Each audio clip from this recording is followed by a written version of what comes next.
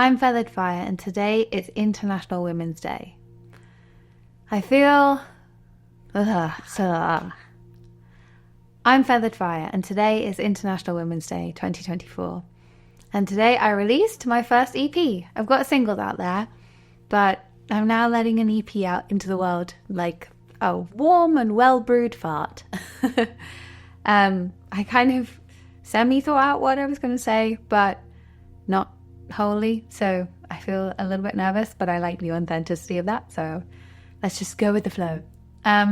So what's this EP about? It's called Femmerations, and I came up with that title because it kind of both embodies the sense that these are generations of feminine people, so the female parts of my family or the female parts of other people's family, and looking back at those ancestors who are past or still present but becoming ancestors and passing, as we all are. We're all in a process of passing. And so trying to honor the fact that generations hand a lot down to us. And the other side of it is femmeration, this act of becoming something, and why we become women or female, and how we do that, and why we make some parts of the population female and not.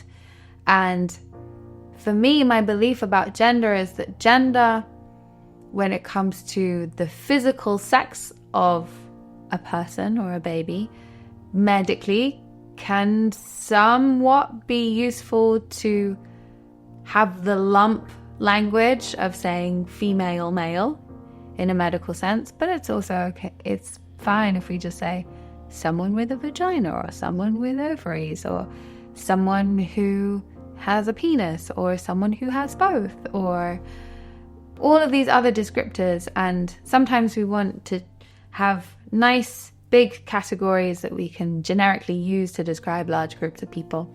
So maybe female and male is useful for that, but that really beyond that, it's not so relevant to use the idea of female and male, and that gender is not something that I particularly hold much weight to.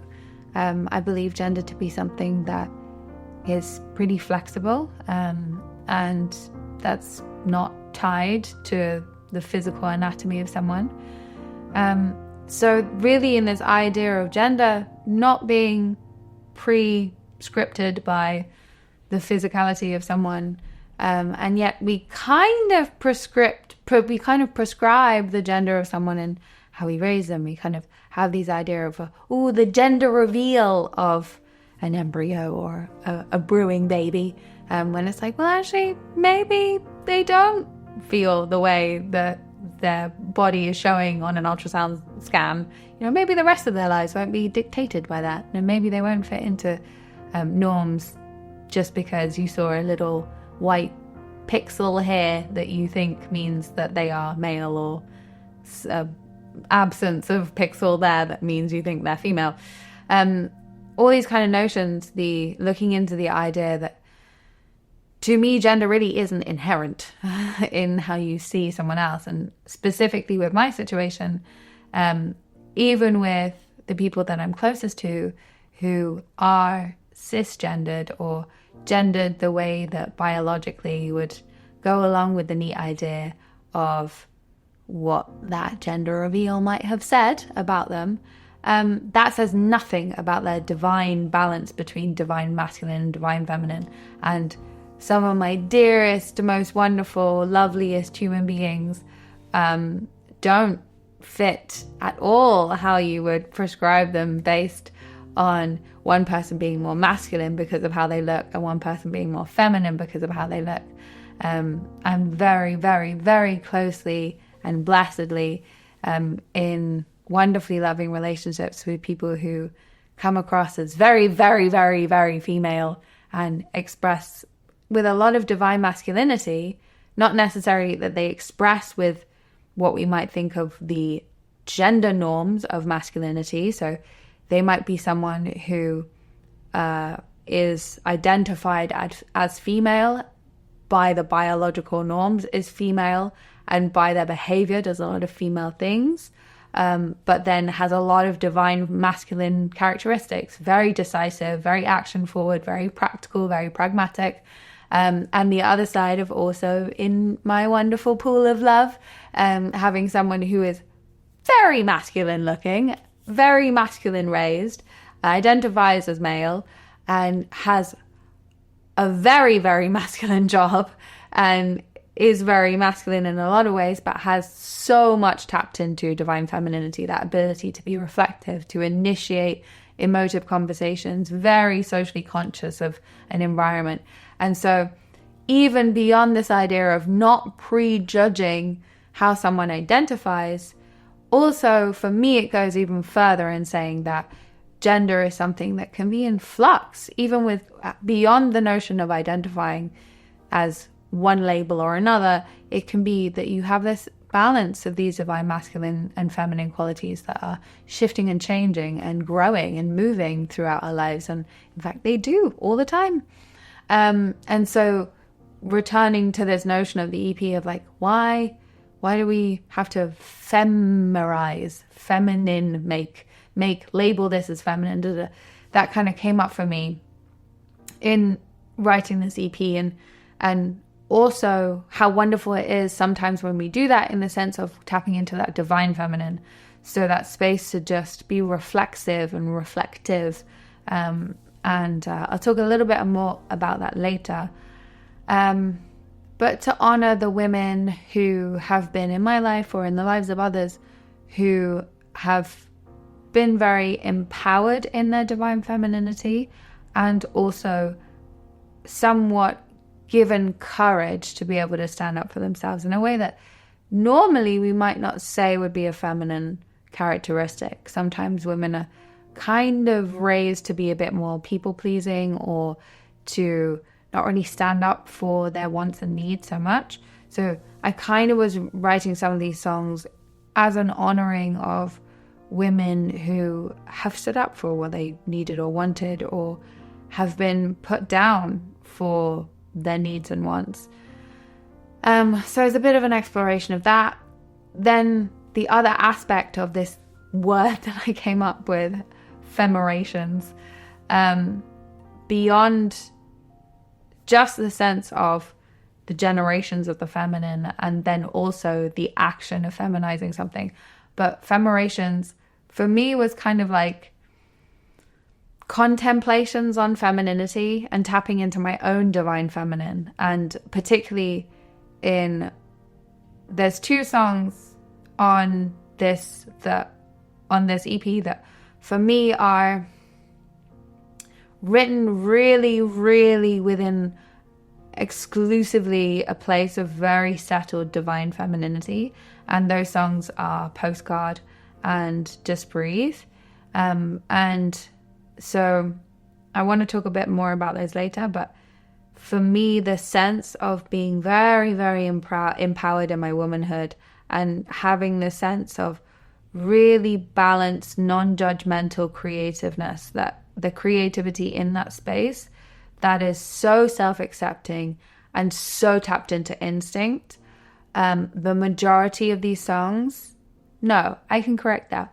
All of the songs on this EP are written as an improvisation. So they all come from that space that is instinct for me, and that's tapped into divine feminine and really empowered from the center of me and goes out forward. So that feels really good in this EP.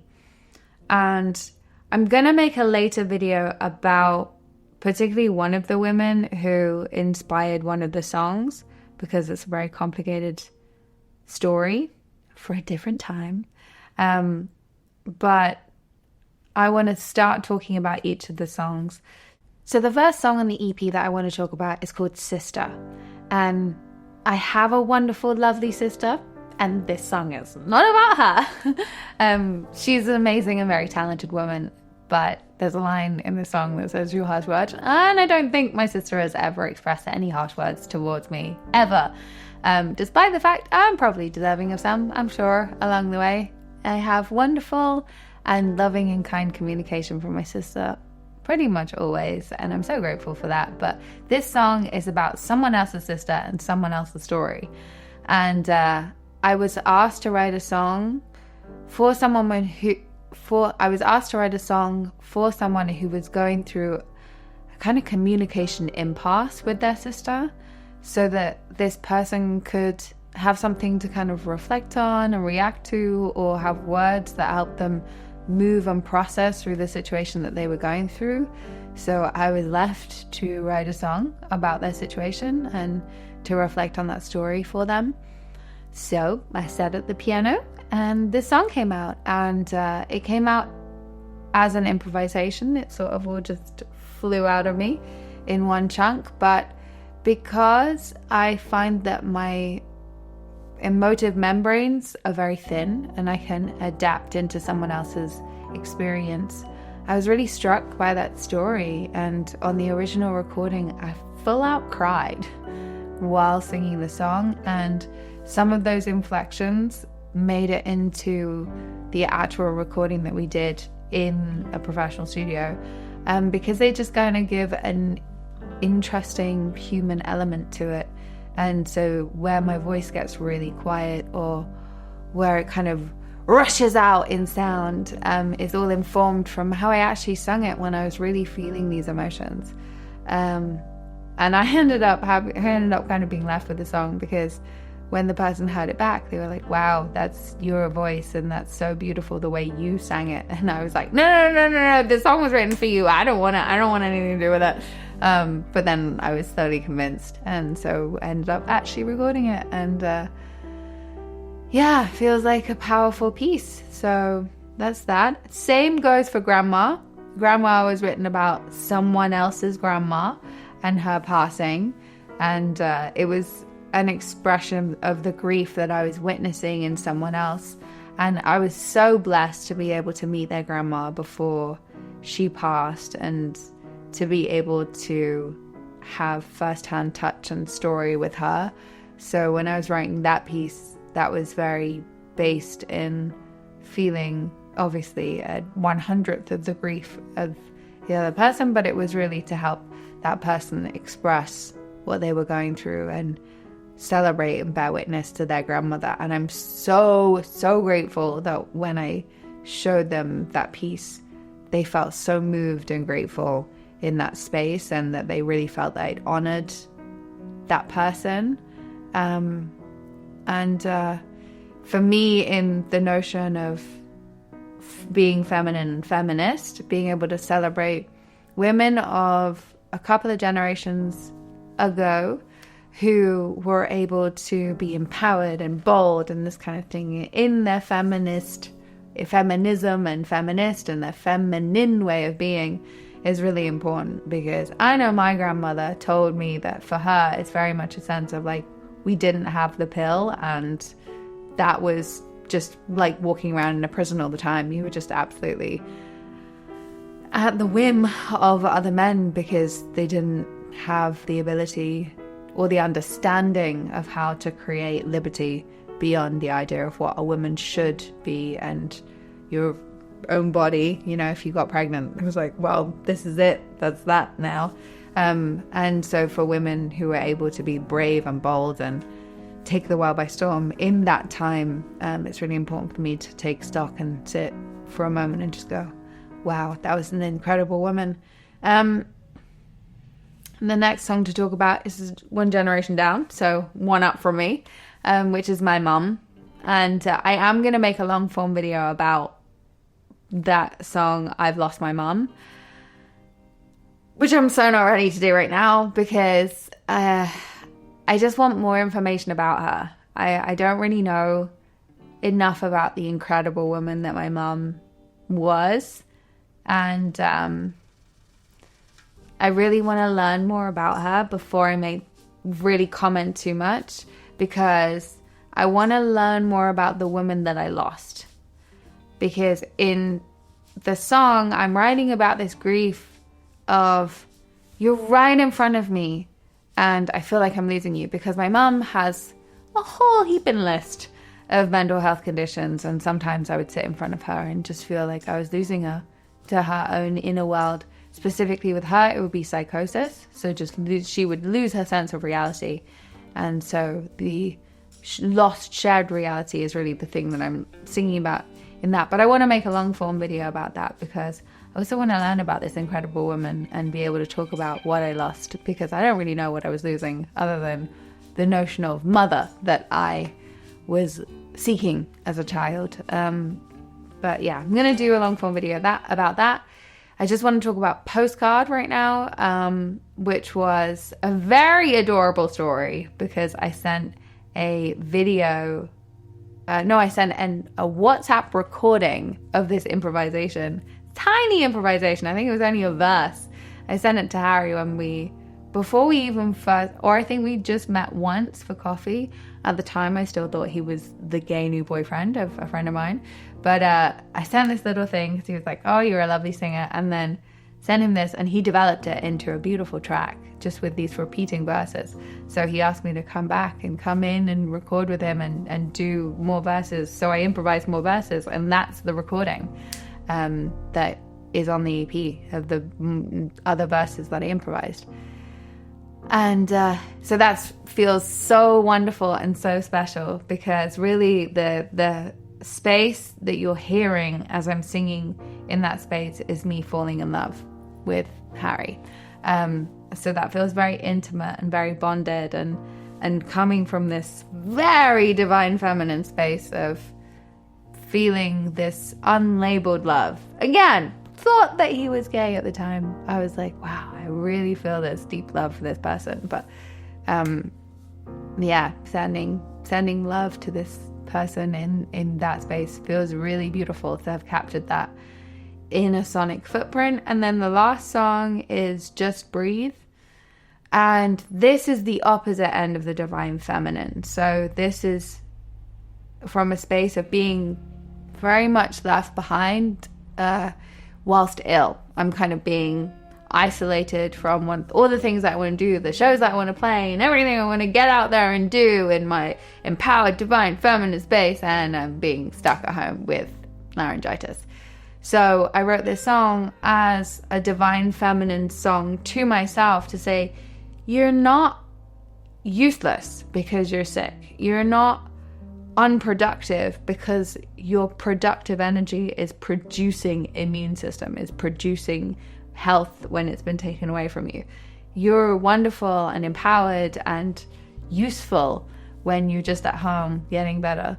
And so I wrote that song basically to myself as a lullaby to say, I'm so wonderfully proud of you for your ability to heal. And that really is the fundament of divine femininity to me, to be creative, whether that be creating good health or creating music or creating new people, new generations, new ideas for new generations, whatever that may be. That creative space, that calm, empowered embodying of love is divine femininity. And that really is what Femmerations is all about for me. So that's my video about the EP. Please go and get it on Bandcamp. Thank you for watching, and a long form video about I've lost my mum is to come, but to come when I know what I'm talking about and what I want to share more. Instead, just go on Bandcamp and get my EP and go and empower all the women out there, because they deserve it. Share some feminine love today.